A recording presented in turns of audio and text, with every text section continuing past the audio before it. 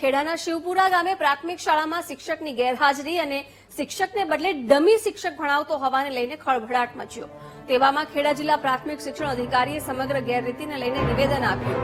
DPO જાણે શિક્ષકના બચાવમાં ઉતરી પડ્યા હોય તેમ નિવેદન આપ્યું. તેમણે કહ્યું કે શિક્ષક પુસ્તક લેવા ગયેલા તે માટે બીજા વ્યક્તિને શાળામાં મૂકીને ગયા હતા, જે મામલે તપાસ શરૂ કરાઈ છે. જો સમગ્ર મામલે કંઈ વિવાદાસ્પદ બાબત સામે આવશે તો કાર્યવાહી કરવામાં આવશે.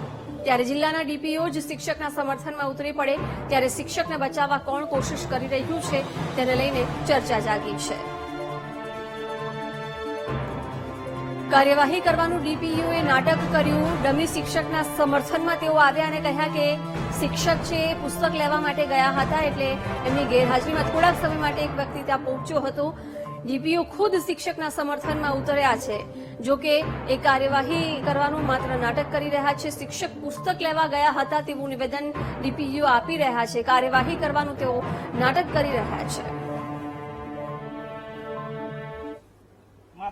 મને તો સાહેબ એવી કોઈ જાણકારી નથી, રજાનો કોઈ મને રિપોર્ટ આપ્યો નથી. એ તો સાહેબ આપણને ખબર નહીં. તો મને તો ગયો પણ નહીં. મને શું ખબર કે કયો શિક્ષક છે, હું છે, તો મને ખબર હોય જ ના.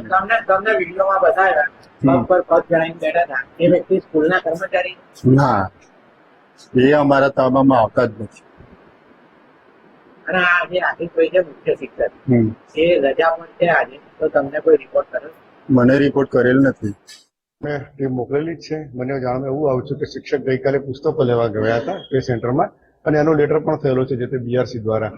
અને જે બીજી વ્યક્તિ ક્લાસમાં જોવા મળી હતી એના વિશે એવું કહેવામાં આવ્યું છે કે એ ગામની એક વ્યક્તિ છે અને શિક્ષક ગયો તેને ત્યાં વર્ગખંડમાં મૂકીને ગયા હતા. અને તેમ છતાં પણ આમાં કોઈ ઇરેગ્યુલરિટી જન્મ આવશે તો આપણે ચોક્કસપણે શિક્ષાત્મક કાર્યવાહી કરીએ. ચોક્કસપણે જો સત્ય બહાર આવશે તો નિયમ અનુસાર ચોક્કસ શિક્ષાત્મક કાર્યવાહી કરવામાં આવશે.